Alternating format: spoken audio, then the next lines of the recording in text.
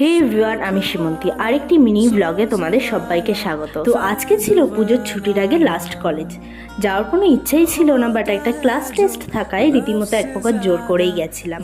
তো ফার্স্টে ক্লাসগুলো করার পরে প্রেয়সীকে ফোন করে ঠিক করলাম যে একটু রেস্টুরেন্টে যাব।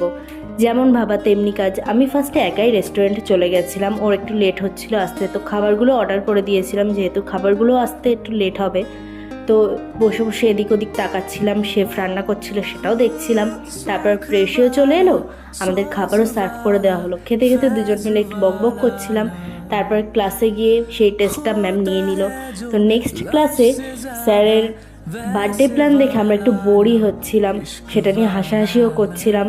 তারপরে বাইরে বেরিয়ে ক্লাস শেষ করে সবাইকে শারদীয়ার শুভেচ্ছা জানিয়ে টাটা করে দিলাম। তারপর চেক আউট করে বাইরে বেরিয়ে দেখি অন্ধকার হয়ে গেছে। তো বাড়ি আসার সময় চারিপাশে লাইটিং দেখে খুব ভালো